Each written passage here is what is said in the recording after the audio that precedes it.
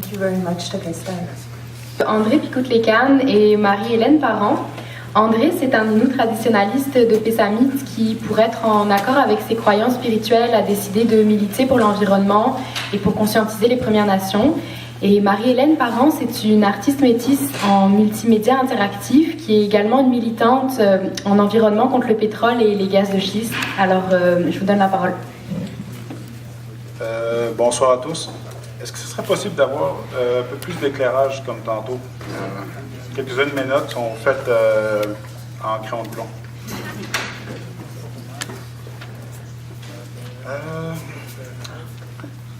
Génial. Merci.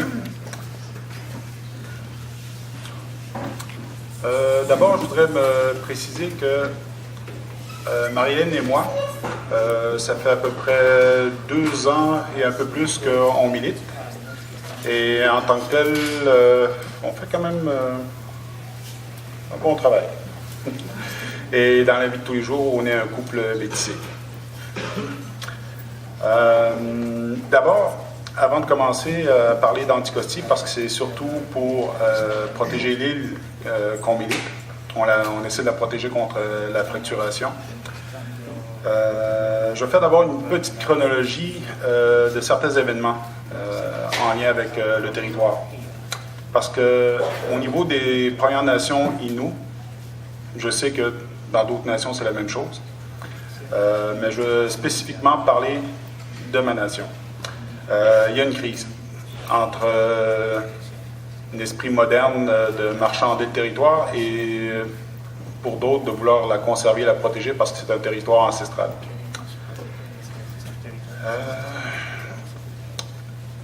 Vous avez sûrement entendu parler de plusieurs blocus chez les Inuits. Certains, ça date des années 90. Ça date de plus que ça, mais je vais me limiter aux années 90 et plus récents. Il y a eu, entre autres, pour le projet de barrage sur la Sainte-Marguerite, sur la rivière Sainte-Marguerite, il y a un projet, SN3, qui a vu le jour. Des Inuits de Wa'at Manutenam, qui se trouvent à cette île, ont voulu bloquer. Ils ont manifesté leur opposition au barrage pour protéger le Nitesnan, leur territoire. Ça s'est soldé par des arrestations. Et au niveau du conseil de bande, le conseil de bande a fait ce qu'ils ont l'habitude de faire, c'est de négocier, marchander le territoire, et avec un référendum, on réussit à obtenir un contrat. Je préciserai que Wa'at Manutenam, c'est la partie de la réserve qui se trouve collée à la ville de cette île. Et Manutenam est à peu près, peut-être une vingtaine de kilomètres un peu plus loin. Et les 2 tiers de Wa'at ont voté pour pour l'entente. Et du côté de Manutenam, les 2 tiers ont voté contre. Mais parce que la ville, la partie qui est collée à la ville avait un peu plus d'habitants, c'est le oui qui l'a emporté et le territoire a été d'une certaine manière vendu. Ensuite, il y a eu, chez moi, il y a eu un autre projet de barrage hydroélectrique. C'est dans le milieu des années 90. Il y a eu une entente avec le chef de l'époque, qui est le chef actuel présentement, René Simon. Je noterai que c'est un très bon administrateur, mais au niveau de sa vision du territoire, je ne suis pas en accord avec lui. 2012. Il y a eu un blocus fait par Mike McKenzie, qui était conseiller à l'époque. C'est toujours à Wa'at Manutenam. Comme Hydro-Québec et Québec ne voulaient pas négocier avec le conseil de bande à ce moment-là, parce que le conseil de bande en tant que tel avait perdu de la crédibilité, ils étaient en déficit et une très mauvaise gérance. Pour obliger Hydro-Québec à négocier pour avoir une entente, si je ne me trompe pas, c'est sur les lignes hydroélectriques. Oui. Il y a eu un blocus. Comme il n'y avait pas tant de supporters, parce que dans le fond, c'est le conseil de bande qui l'a organisé, ils ont invité les traditionalistes à intégrer le blocus pour protéger le Nitassinan. Même méfiants, les traditionalistes ont quand même accepté, sont allés manifester, sont allés aider le blocus. Et après quelques jours, il y a eu une signature de 10 millions entre Hydro-Québec et le conseil de bande. Le conseil de bande a retiré ses supporters, laissant tout seul les traditionalistes qui voulaient continuer à défendre les Nitassinan. Ça s'est soldé par des arrestations, et en majorité, c'était des femmes. Même cette histoire-là est toujours en cours présentement. Là, présentement, le chef actuel, c'est Mike McKenzie, l'organisateur du blocus. Récemment élu, il y a eu un autre blocus contre le plan Nord. Et ça s'est soldé encore par des arrestations, 2 ou 3, peut-être 4. Et toujours sans l'appui du conseil de bande qu'ils ont abandonné, vu que les ententes ont été signées. Ensuite, au Saguenay-Lac-Saint-Jean, à Mastoriache, il y a eu le chef Gilbert Dominique qui a fait une entente pour la construction d'une mini-centrale hydroélectrique sur la rivière, je ne me rappelle plus le nom de la rivière, mais il y avait des environnementalistes et Inuits de Mastoriache qui ont voulu protéger la rivière, et en particulier une très belle chute qui s'appelle la chute de Val-Jalbert. Oui. Bon. L'entente a été signée, le barrage a été construit. Cette année, il y a eu 2 blocus venant de Paguashipi. Le premier blocus, c'est toujours sur la même histoire, c'est qu'à Churchill Falls, au Labrador, il y a un projet de construction de chute et de lignes hydroélectriques. Et le conseil de bande a voulu a bloqué une route, la 510 au Labrador. C'était un hiver, il y avait de la neige, c'était le mois de mars. Et ça a duré peut-être 2-3 jours. Il y a eu une entente avec le gouvernement de la province de Terre-Neuve pour entreprendre des négociations. Ils ont accepté. Ça a abouti à nulle part, à rien. Le chef, Denis Mestinapeo, est venu sur le territoire de Pessamit, sur une route qui s'appelle la 389, qui relie Bécomo à Manic-5 et qui va jusqu'au Labrador. Le blocus... OK. Le blocus, ça s'est soldé par... comme Denis Mestinapeo n'a pas demandé la permission au chef de René Simon de Pessamit, celui-ci lui a dit de lever le camp.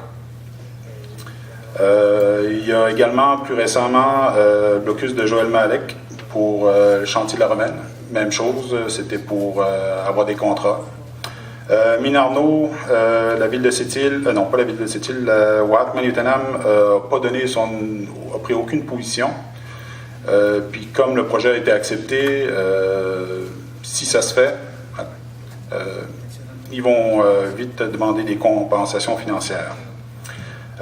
Puis en 2010, par chez nous, entente avec 3 minières, une pétrolière. Là, pour aller un peu plus vite, je vais résumer qu'il y a une crise présentement, c'est que les conseils de bande, même s'ils font des blocus, c'est pas pour défendre le territoire. Ils vont utiliser comme exemple qu'on se fait voler, mais eux-mêmes participent à ce vol. Aucun d'eux, pratiquement, ne veut protéger le territoire. Tout ce qu'ils font, c'est de marchander, et dont un, entre autres, le chef Jean-Charles Pétachot de Mingan, fait la même chose avec Anticosti. Là, je pourrais parler un peu du dossier d'Anticosti. En fait, c'est ce qui nous réunit, moi et André. Ma lutte commence pour Anticosti en mai 2010, lorsque j'ai découvert les permis de gaz et pétrole dans la vallée du Saint-Laurent et jusqu'aux îles de la Madeleine, jusqu'à Old Harry. Dans mon esprit, pour faire une histoire courte, dans mon esprit et dans mon expérience, mon père étant allé à Anticosti en 1975 pour faire le survol des ressources avec mon oncle ingénieur. Anticosti était une île sauvage, protégée. Il n'y aurait pas d'exploitation là de quoi que ce soit, sauf un grand parc et aussi une réserve écologique et un endroit pour chasser. Quand j'ai vu les plans d'exploitation qui couvraient toute la vallée du Saint-Laurent jusqu'aux îles de la Madeleine, en passant par Anticosti aussi, je me suis dit, ça n'a pas de bon sens, ça fait 40-50 ans qu'on dit qu'on doit abandonner les hydrocarbures. Qu'est-ce que le Québec a à foutre à exploiter des hydrocarbures? On est dans l'eau, le soleil, le vent. Qu'est-ce qu'on va faire dans les hydrocarbures à détruire le territoire qui nous reste et qui est encore pur à 90%, disons. Moi, j'avais été en Chine en 2008. J'ai été malade tout le long. J'étais pas capable de respirer. J'avais des difficultés respiratoires. L'eau était complètement polluée. Le Yangtze, la rivière, le fleuve Yangtze est rouge. Les montagnes sont bleues. L'univers est... Moi, je suis une artiste. Donc, pour moi, je suis une artiste photographe. En plus, pour moi, c'était comme un paysage à l'envers. Un paysage négatif.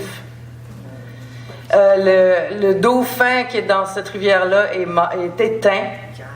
Je suis revenue de là en me disant wow, qu'est-ce qu'on est en train de faire? Qu'est-ce qui se passe? Et en me disant, il faut absolument que nous, on prenne conscience au Québec de ce qu'on a encore, de ce qu'on a encore comme nature et dont on peut encore faire l'expérience. Est-ce que beaucoup d'entre nous avons fait l'expérience de boire de l'eau direct dans la rivière? On peut le faire sur Anticosti. Est-ce que beaucoup d'entre nous ont fait l'expérience de n'entendre que le vent dans les arbres, rien d'autre? D'être seul sur une plage pendant des kilomètres de long? Est-ce qu'on voudrait vivre ça comme expérience? Est-ce qu'on veut préserver ça du monde qui nous entoure? On a des choix à faire. Ici, je vois qu'on a des choix à faire. J'ai besoin d'eau pour parler. J'ai besoin d'eau pour vivre. Ça m'est servi dans un verre de plastique. Le plastique, c'est du pétrole. Ça, c'est du pétrole. Probablement que dans mes vêtements, il y a du pétrole. Est-ce que vraiment, ce pétrole-là, on en a besoin tous les jours? Est-ce qu'on peut faire des efforts? Est-ce qu'on peut faire des efforts pour Anticosti? En passant, vous avez tous des iPhones. Peut-être que vous pouvez aller voir, la pétition est encore en ligne. Je l'ai gardée ouverte, je l'ai déposée en 2013, avec 26 000 signatures. Je l'ai gardée ouverte pour garder une épine dans le pied du gouvernement du Québec. Elle est rendue à 38 000. Demain, je la dépose pour la deuxième fois, prise 2, à l'ES Hydrocarbures, qui est en ce moment l'évaluation environnementale stratégique que le gouvernement du Québec a mis sur pied. Les rapports qu'on y voit sont des rapports structurés sur la rentabilité de l'exploitation du pétrole et du gaz sur Anticosti. On a des belles colonnes de chiffres. Je ne sais pas s'il y en a d'entre vous qui sont des économistes ou des comptables, mais on sait que des rapports, ça peut prendre toutes sortes de directions. Dans une colonne, il y a les colonnes de chiffres de rentabilité, il y a les colonnes de dépenses, puis il y a les colonnes externalités. Qu'est-ce que sont les externalités? Ce sont les impacts environnementaux, c'est les êtres vivants auxquels il n'y a pas de chiffres. Alors, il y a des chiffres dans une colonne de revenus, il y a des chiffres dans une colonne de dépenses. Les deux balancent très bien. On va faire des profits au Québec avec ça. Sauf que dans la colonne impact environnemental, c'est drôle comme les êtres vivants n'ont pas de prix, eux autres, ils n'ont pas de chiffres. Moi, j'en veux des chiffres. Je veux savoir une vraie valeur sur le golfe quand il va être contaminé. C'est quoi la valeur du saumon atlantique qui est là quand il va être éteint? C'est quoi la valeur des forêts rasées? Le poumon de la terre, c'est aussi au Québec. Je veux voir du monde se lever pour vrai, moi, au Québec. Ça fait 5-6 ans qu'on lutte, que plein de gens luttent. Il faut qu'on prenne conscience de ce qu'on fait. Les gens ici parlaient de générations à venir. Il n'y a pas juste les Autochtones, il y a aussi nous autres qui ont des générations à venir. Merci. Vous avez peut-être entendu parler d'une coalition politique entre 3 nations, Innu, Mi'kmaq et Malécite, pour protéger le golfe du Saint-Laurent des hydrocarbures. Le gros problème, c'est qu'ils ont volontairement exclu Anticosti. Et Anticosti, son sous-sol est très friable. C'est poreux. En cas de problème, non. Quand ils vont installer des puits, il va y avoir des fuites, c'est inévitable. Et ça va se répandre partout à travers le golfe. C'est plusieurs nations qui vont être affectées. C'est pas juste 3 nations autochtones, il y a aussi les Québécois et les Français à Saint-Pierre-et-Miquelon. Et veut pas, en excluant Anticosti, les conseils de bande continuent à faire ce qu'ils ont toujours fait, c'est utiliser le territoire pour marchander, négocier. En excluant Anticosti, ils démontrent vraiment leur volonté de signer des ententes. Et quoi qu'ils fassent, ils essaieront toujours de masquer ça par de belles paroles. Comme dans un blocus, c'était marqué dans une banderole très bien faite. Les droits des Premières Nations passent par la protection du Nitassinan. Ce blocus-là, cette banderole-là servait pour faire de la déforestation avant d'inonder un vaste territoire sur la rivière La Romaine. Et ce conseil de bande-là n'a rien fait pour empêcher la construction du barrage. En gros, les conseils de bande veulent, c'est un droit légitime, donner des emplois et avoir de l'argent pour leur population. Le problème, c'est qu'ils prostituent la terre-mère. Et j'inviterai les gens, quand vous verrez un blocus qui est organisé par un conseil de bande, méfiez-vous. Il y a toujours une question d'argent en dessous. Merci.